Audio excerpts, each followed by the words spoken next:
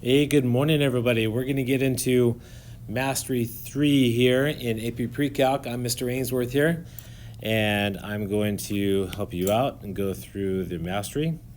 Work at Great Oak High School here in 2024, okay? And we're going to go through a little Mastery on simplifying expressions only involving sine and cosine, though, okay? Mastery is achieved if you get 9 out of 10 correct, under 6 minutes. And really, the time should be 5 minutes here. All right, time goes under 5 minutes. All right, it goes 10 points in the test category. So here we go. All right, you don't need the unit circle. So all you need to do is 30, 60, 90. So let's label here first. We got a 30, 60, 90. Hypotenuse 2. Half the short side is half of that, so it's 1. And then side opposite of 60 degrees is root 3. On the other triangle here, which is called the 45, 45, 90, isosceles right triangle. These two sides are congruent, and if they're both 1, the hypotenuse is rad 2. That's really all you need to know, you guys, as well as your basic definition. So, katoa. Okay, so here we go. All right. Now remember, pi is equivalent to 180. Okay, so pi divided by 3 is 180 divided by 3, or 60 degrees. Sine of 60 degrees is rad 3 over 2. Okay, next one, sine of 30. That's opposite divided by hypotenuse, so 1/2. Cosine of 45 is rad 2 over 2. 5 pi thirds is 180 divided by 3 is 60 times 5, so this is 300-degree angle here, and that is quadrant 4. Okay, this is a quadrant 4 angle. All right, sine's negative there, so I know it's negative here, so it's negative sine of 60 degrees, or pi thirds. There's your reference angle. It says write it in terms of the reference angle.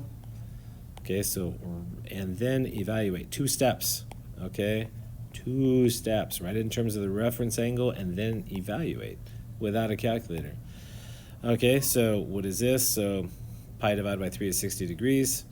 All right, sine of 60 degrees is root 3 over 2, so you get negative rad 3 over 2. All right, the reference angle for 315 degrees is 45, and cosine's positive there in quadrant 4, so this is equivalent to cosine of 45 degrees, which is rad 2 over 2. Here, the reference angle for 3/4 pi is pi fourths, but this is quadrant 2, quadrant 2, and cosine's negative there, so we have reference angle pi fourths, which is 45 degrees. And so this is negative rad 2 divided by 2. And here, this 7/6 pi is quadrant 3. And it's, look, the denominator is 6, right? This is 1 and 6/6 pi. So this is, the reference angle here is pi 6, or 30 degrees. So sine of 30 degrees is 1/2, so we get negative 1/2 here. And then here, this is another quadrant 3 angle. 5/4 is 1 1/4 pi, which puts you in quadrant 3. It's negative there. The reference angle is pi fourths of 45 degrees, so this is negative rad 2 over 2.